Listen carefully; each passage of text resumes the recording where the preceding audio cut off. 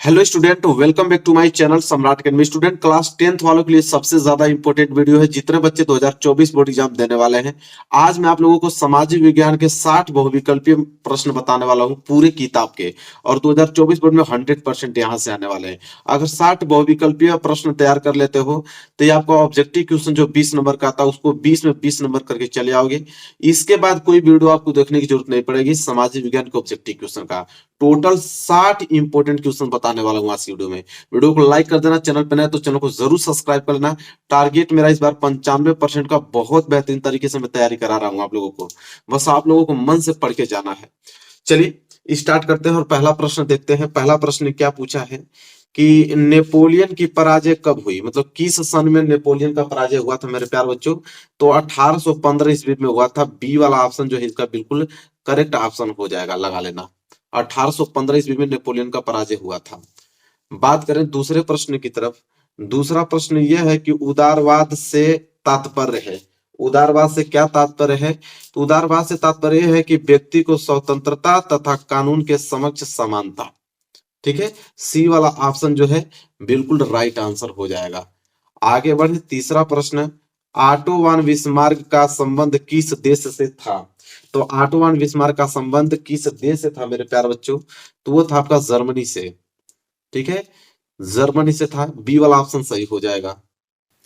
चलिए आगे बढ़ते हैं। प्रश्न नंबर 4 देखो। प्रश्न नंबर 4 क्या है कि जर्मनी के एकीकरण में मुख्य भूमिका किसकी थी? तो जर्मनी के एकीकरण में मुख्य भूमिका थी ऑटो वन बिस्मार्क का। ठीक है, किनका? ऑटो वन बिस्मार्क का मेन भूमिका था। पहला वाला ऑप्शन बिल्कुल करेक्ट आंसर हो जाएगा। देखिए आगे, क्वेश्चन नंबर 5वां। नेपोलियन संबंधित था, मतलब नेपोलियन किससे संबंधित था मेरे प्यार बच्चों? फ्रांस देश से संबंधित था। सी वाला ऑप्शन जो है वो करेक्ट आंसर होगा। सी वाले पे टिक आप लगा लो।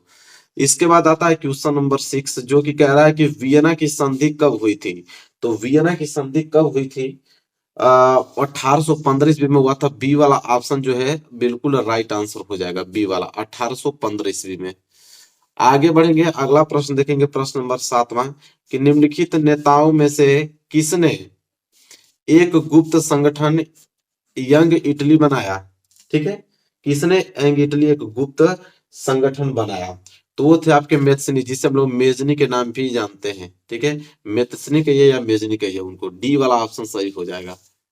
आगे बढ़ेंगे, प्रश्न नंबर 8वां। प्रश्न नंबर 8वां है कि निम्न में से यह किसका कथन है जब फ्रांस छींकता है तो बाकी यूरोप को सर्दी जुकाम हो जाता है? ठीक है, किसका कथन है? ये था मैटरनिक का कथन। किसने कहा था? मैटरनिक ने कहे थे। पहला वाला ऑप्शन बिल्कुल राइट आंसर हो जाएगा, मैटरनिक। आगे बढ़ेंगे, प्रश्न नंबर 9 देखो क्या है। फ्रांस की क्रांति कब हुई थी, मतलब फ्रांस की क्रांति किस सन में हुआ था? 1789 ईस्वी में हुआ था मेरे प्यारे बच्चों। बी वाला ऑप्शन जो है बिल्कुल करेक्ट आंसर हो जाएगा क्वेश्चन नंबर 9 का। चलिए आगे बढ़ते हैं, क्वेश्चन नंबर 10। आगे देखेंगे क्वेश्चन नंबर 10, 10वां प्रश्न है कि जर्मनी के एकीकरण में मुख्य भूमिका किसकी थी? मतलब जर्मनी के एकीकरण में मुख्य भूमिका किसने निभाया था? ऑटो वन बिस्मार्क ने, कि काइजर हिटलर ने, कि आपके 10वां मेत्सिनी ने? मेरे प्यारे बच्चों, ऑटो वन बिस्मार्क ने। जर्मनी के एकीकरण में अगर मेन भूमिका अगर किसने निभाया था तो वो थे आपके ऑटो वन बिस्मार्क थे। पहला वाला ऑप्शन बिल्कुल राइट आंसर हो जाएगा। 11वां प्रश्न कह रहा है कि निरंकुशवाद का क्या तात्पर्य है? तो निरंकुशवाद का क्या तात्पर्य है? ऐसा शासन व्यवस्था जिसमें सत्ता पर जनता का अंकुश नहीं होता है।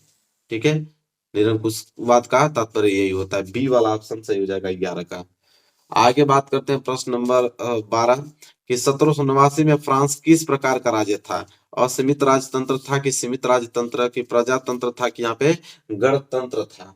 मेरे प्यारे बच्चों, सीमित राजतंत्र था। बी वाला ऑप्शन जो है राइट आंसर हो जाएगा क्वेश्चन नंबर 12 का। आगे बढ़ेंगे, अगला प्रश्न देखो। प्रश्न नंबर 13 क्या है कि जूसेफे मेसनी का संबंध था, मतलब इटली के एकीकरण से, कि जर्मनी के एकीकरण से, कि इंग्लैंड के राष्ट्रवाद से, कि फ्रांस से राष्ट्रवाद से, मतलब फ्रांस के राष्ट्रवाद से? मेरे प्यारे बच्चों, जोसेफी मेसनी का संबंध इटली के एकीकरण से था। पहला वाला ऑप्शन जो है बिल्कुल राइट आंसर हो जाएगा। ए वाला ऑप्शन पे आप क्लिक कर देना। आगे बढ़ेंगे, प्रश्न नंबर 14 देखो। प्रश्न नंबर 14 क्या है कि निम्नलिखित में से कौन सा 1804 के नेपोलियन कोड में नहीं जोड़ा गया था? मतलब इन चारों ऑप्शन में जन्म से प्राप्त विशेषाधिकार की सामंती व्यवस्था का अंत की संपत्ति का अधिकार की कानून के समक्ष समानता। तो मेरे प्यारे बच्चों, जन्म से प्राप्त विशेष अधिकार, ठीक है, 1804 के नेपोलियन कोड में नहीं जोड़ा गया था जन्म से प्राप्त विशेष अधिकार। ये वाला ऑप्शन जो है राइट आंसर हो जाएगा। 15वां प्रश्न देखो क्या है कि 1861 में एकीकृत इटली का सम्राट किसे घोषित किया गया था। ठीक है, इमेनुअल द्वितीय को, कि जिउसेppe मैसनी को, कि विलियम प्रथम को, कि जिउसेppe गैरिबाल्डी को। मेरे प्यारे बच्चों, इमेनुअल द्वितीय इसका जो है बिल्कुल राइट आंसर हो जाएगा, फर्स्ट वाला। 1861 में जो एकीकृत इटली का सम्राट किसे घोषित किया गया था, इमेनुअल द्वितीय को घोषित किया गया था। बात करेंगे 16वां प्रश्न की, निम्नलिखित में से किसे 1871 में जर्मनी का प्रथम सम्राट घोषित किया गया था। ठीक है, तो 1871 में जर्मनी का प्रथम सम्राट किसे घोषित किया गया था मेरे प्यारे बच्चों, वो थे, आपके नाम नोट कर लो, काइजर विलियम प्रथम थे। पहला वाला ऑप्शन काइजर विलियम प्रथम, ये वाला ऑप्शन जो है बिल्कुल राइट आंसर हो जाएगा। आगे बात करते हैं प्रश्न नंबर 17, जलियांवाला बाग जो कांड में गोलियां किसने चलवाई थी, मतलब माउंटबेटन ने, कि लॉर्ड्स डलहौजी ने, कि लॉर्ड्स इरविन ने, कि जनरल डायर ने। जलियांवाला बाग हत्याकांड आपने सुना होगा, उसमें गोली किसने चलवाया था, तो जनरल डायर थे, जो उन्होंने ऑर्डर दिया था गोली चलाने का। डी वाला ऑप्शन जो है बिल्कुल राइट आंसर हो जाएगा। चलिए, प्रश्न नंबर 17 हो गया। प्रश्न नंबर 18 की तरफ बढ़ते हैं। देखिए प्रश्न नंबर 18 क्या है, प्रश्न नंबर 18 है मेरे प्यारे बच्चों, कि चौरी चौरा कांड कब हुआ था, मतलब किस सन में हुआ था, 1920 में, 1921 में, 1922 में, 1925 में। चौरी चौरा कांड हुआ था मेरे प्यारे बच्चों, किस सन में हुआ था। एक क्वेश्चन नंबर 18 का सी 1922। ठीक है, मैंने ट्रिक बताया था कि चौरी चौरा सेम है ना, तो लास्ट में दो दो होगा, मतलब ट्रिक हमने कुछ बताया था आप लोगों को याद करने का, याद होगा आप लोगों को। 19वां प्रश्न क्या है कि जलियांवाला बाग की घटना कब हुआ। ठीक है, जलियांवाला बाग की घटना किस सन में हुआ था मेरे प्यारे बच्चों, तो याद कर लो इस डेट को, 13 अप्रैल 1919 को, 13 अप्रैल 1919 को जलियांवाला बाग हत्याकांड हुआ था। सी वाला ऑप्शन जो है बिल्कुल राइट आंसर होगा। 20वां प्रश्न देखो क्या है, 20वां है, वंदे मातरम गीत के लेखक, वंदे मातरम गीत के लेखक कौन है, बंकिम चंद्र चट्टोपाध्याय, की रविंद्रनाथ टैगोर द्वारा, कि रविंद्रनाथ टैगोर द्वारा लिखे थे, कि अहमदाबाद आंदोलन। अब देखो वंदे मातरम गीत के लेखक ये पूछा है, मतलब ये बहुत सिंपल क्वेश्चन है। ठीक है, 20वां का जो राइट आंसर होगा वो पहला ही होगा, बंकिम चट्टोपाध्याय द्वारा। वंदे मातरम गीत के लेखक कौन है, बंकिम चंद्र चट्टोपाध्याय। 21वां क्या है, हिंद स्वराज पुस्तक के लेखक कौन है, तो हिंद स्वराज पुस्तक के लेखक आपके महात्मा गांधी जी हैं। सी वाला ऑप्शन बिल्कुल करेक्ट आंसर हो जाएगा यहाँ पे, कौन है, महात्मा गांधी जी हैं। चलिए आगे बढ़ते हैं, प्रश्न नंबर 22वां क्या है, कि निम्नलिखित में से किसने बारदौली सत्याग्रह का नेतृत्व किया था। तो इन चारों ऑप्शन में से कौन है जो बारदौली सत्याग्रह का नेतृत्व किए थे, वो आपके हैं सरदार वल्लभ भाई पटेल जी। और डी वाला ऑप्शन बिल्कुल राइट आंसर हो जाएगा, सरदार वल्लभ भाई पटेल। 23वां प्रश्न देखो, 23 प्रश्न क्या है, 23 है कि भारत में राष्ट्रपिता कहकर किसको संबोधित किया जाता है। तो राष्ट्रपिता किनको कहा जाता है, महात्मा गांधी जी को कहा जाता है भारत में। ये वाला ऑप्शन जो है बिल्कुल राइट आंसर हो जाएगा। चलिए आगे बढ़ेंगे, प्रश्न नंबर 24, 24 प्रश्न है, स्वराज मेरा जन्म सिद्ध अधिकार है और मैं इसे लेकर रहूंगा, किसका कथन है यह। स्वराज मेरा जन्म सिद्ध अधिकार है और मैं इसे लेकर रहूंगा, यह कथन किसका मेरे प्यारे बच्चों, यह है बाल गंगाधर तिलक जी का, बाल गंगाधर तिलक। बी वाला ऑप्शन जो है बिल्कुल राइट आंसर हो जाएगा, बाल गंगाधर तिलक। आगे बात करते हैं, 25वां प्रश्न क्या है, भारतीय राष्ट्रीय कांग्रेस की स्थापना कब हुआ था। तो भारतीय राष्ट्रीय कांग्रेस का जो मतलब स्थापना हुआ था मेरे प्यारे बच्चों, वो 1885 ईस्वी में हुआ था। ए वाला ऑप्शन जो है वो राइट आंसर हो जाएगा। चलिए आगे देखते हैं, प्रश्न नंबर 26, प्रश्न नंबर 26वां है, निम्नलिखित में से मिट्टी का प्रकार नहीं है, मतलब इन चार ऑप्शन में से कौन मिट्टी का प्रकार नहीं है। तो काली मिट्टी तो होता है, पीली मिट्टी भी होता है, लेटराइट मिट्टी भी होता है, ये सीमेंट जो है मिट्टी का प्रकार नहीं है, सीमेंट। इसलिए डी वाला ऑप्शन जो है वो राइट आंसर हो जाएगा। 27वां प्रश्न देखिए क्या है, 27वां प्रश्न है कि निम्नलिखित में से किस राज्य में काली मिट्टी पाई जाती है। तो किस राज्य में काली मिट्टी पाई जाती है मेरे प्यारे बच्चों, बहुत इंपॉर्टेंट प्रश्न है। तो काली मिट्टी गुजरात में पाई जाती है। ठीक है, बी वाला ऑप्शन जो है राइट आंसर हो जाएगा, गुजरात। ट्रिक लगा लो इसमें। आगे बात करते हैं, प्रश्न नंबर 28, प्रश्न नंबर 28 मेरे प्यारे बच्चों यह है कि पर्वतों पर मृदा अपरदन का साधन है, मतलब पर्वतों पर मृदा अपरदन का साधन क्या है? पवन है कि हिमनद है कि आपके जल है कि पशुचारण है? हिमनद है। बी वाला ऑप्शन जो है वो करेक्ट आंसर हो जाएगा, हिमनद। चलिए प्रश्न नंबर 28 भी हो गया। प्रश्न नंबर 29 की तरफ बढ़ते हैं। देखो प्रश्न नंबर 29, प्रश्न नंबर 29 क्या कह रहा है कि पंजाब में भूमि निम्नीकरण का मुख्य कारण क्या है? तो पंजाब में भूमि निम्नीकरण का मुख्य कारण मेरे प्यारे बच्चों अधिक सिंचाई होता है। क्या होता है? अधिक सिंचाई। सी वाला ऑप्शन जो है वो राइट आंसर हो जाएगा, अधिक सिंचाई। आगे बात करते हैं प्रश्न नंबर 30वां। देखो प्रश्न नंबर 30वां क्या है कि निम्नलिखित में से कौन सा नवीकरण योग्य संसाधन नहीं है?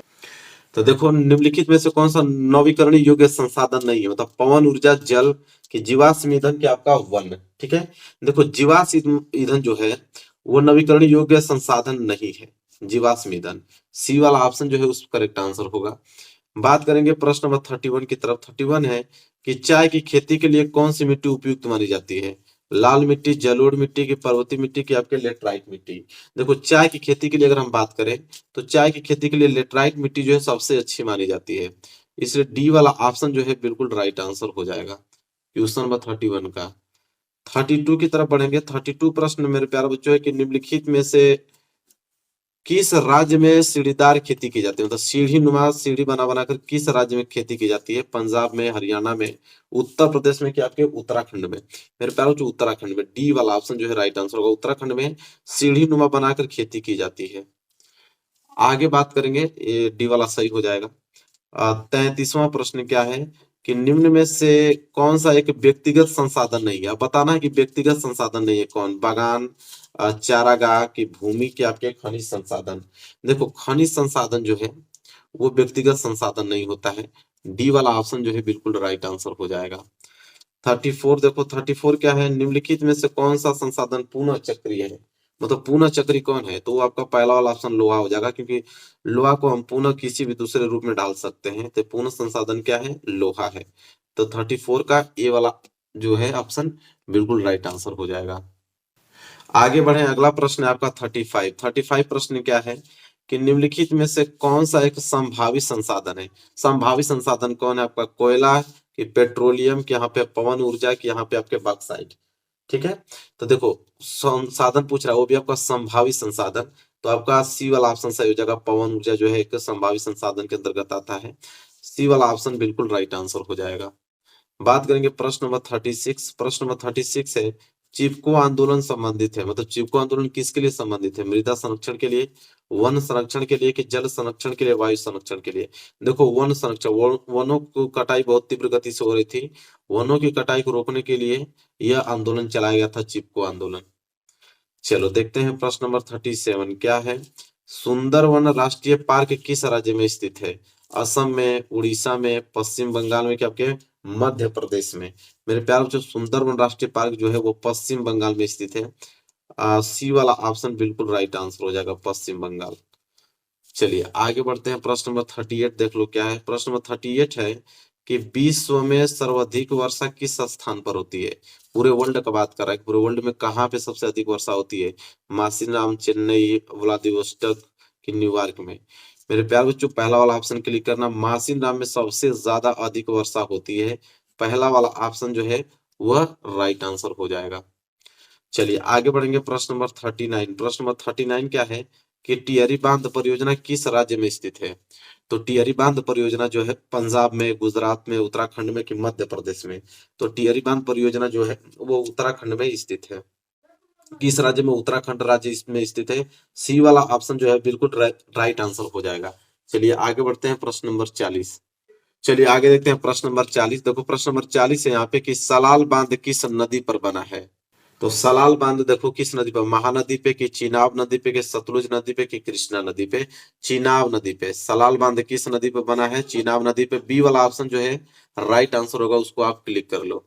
इसके बाद 41 की अगर हम बात करें, 41 प्रश्न है कि इनमें से कौन सी रबी फसल है? चावल, मोटे अनाज, चना, चना में भी आपका काला चना, फिर कपास। इन चारों में बताना है कि रबी की फसल कौन है। तो रबी की फसल सी वाला ऑप्शन है चना। चना में वो भी कौन सा है? काला चना। सी वाला ऑप्शन राइट आंसर हो जाएगा। इसके बाद 42 प्रश्न देखेंगे। 42 प्रश्न है कि इनमें से कौन सी एक फलीदार फसल है।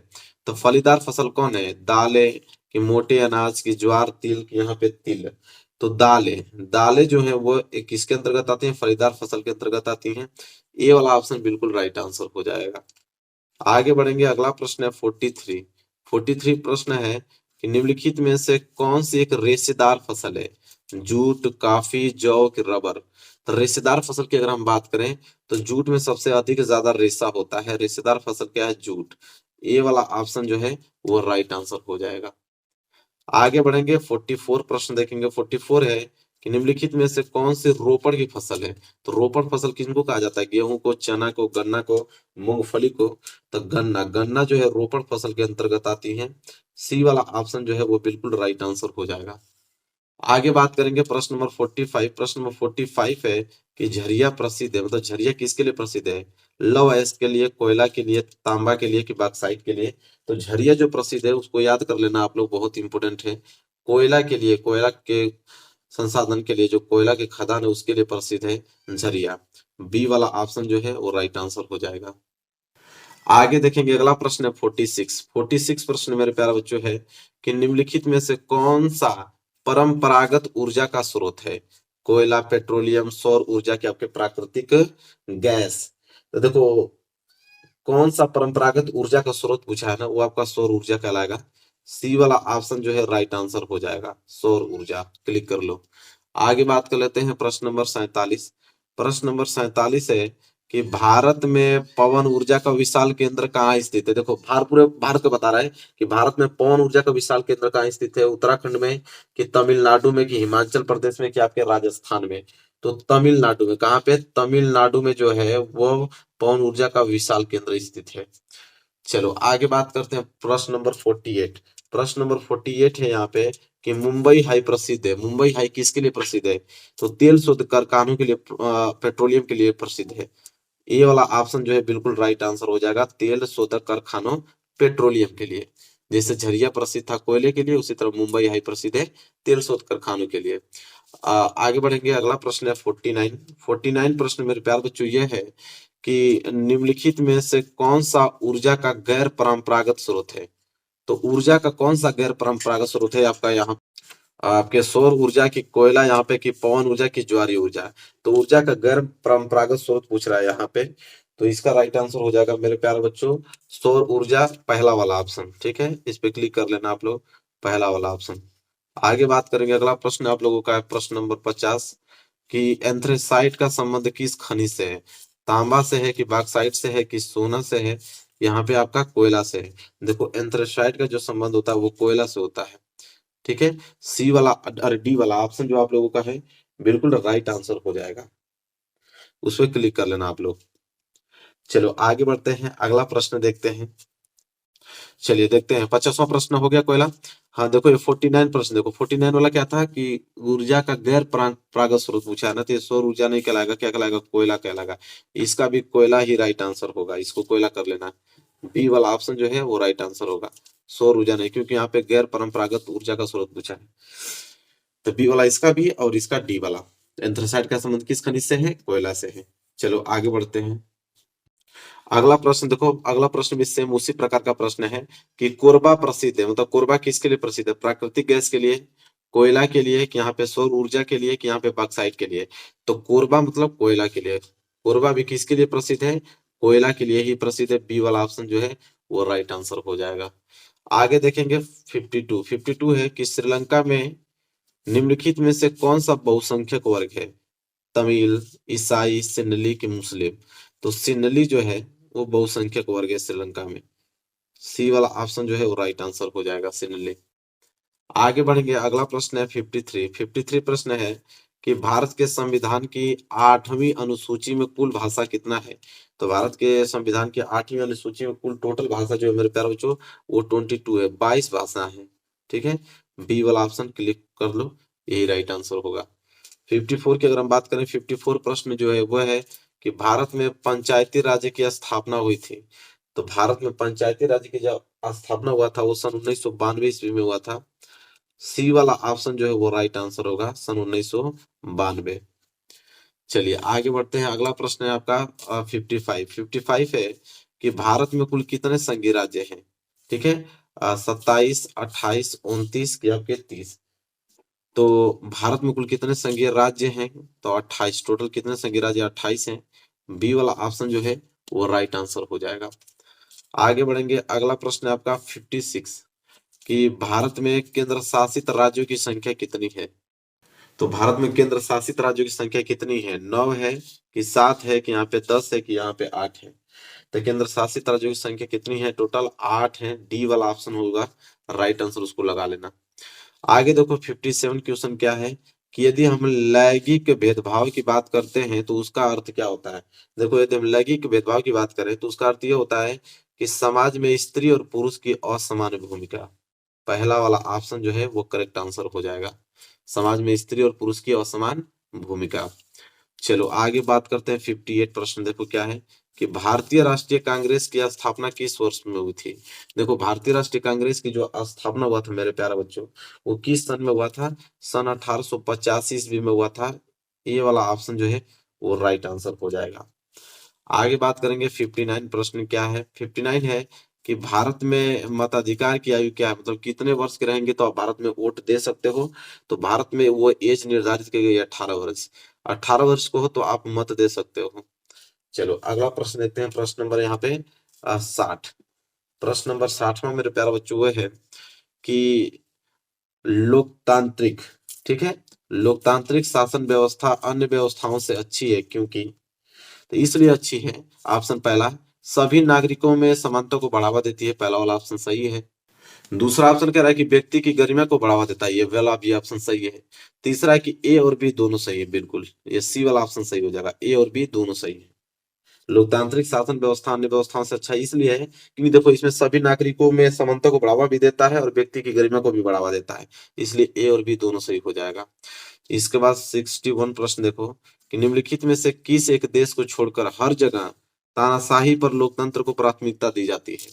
तो देखो किस एक देश को छोड़कर हर जगह तानाशाही लोकतंत्र को प्राथमिकता दी जाती है, वो आपके कौन है, पाकिस्तान। ठीक है, बी वाला ऑप्शन जो है राइट आंसर हो जाएगा। तो आज की वीडियो में हमने टोटल 61 प्रश्न डिस्कस किया। अगर ये प्रश्न आपको एकदम बिल्कुल रटे हैं तो समझ लो कि 20 में 20 ऑब्जेक्टिव क्वेश्चन जो है वो पूरा का पूरा आंख बंद करके चले आओगे। और यहाँ से 20 मतलब कि छह आपका 3 6 18 3% आप लोगों का तैयार हो जाएगा। 100% का होता है ना एग्जाम, 3% बस मात्र इस ऑब्जेक्टिव क्वेश्चन से ला दोगे बस इस वीडियो से।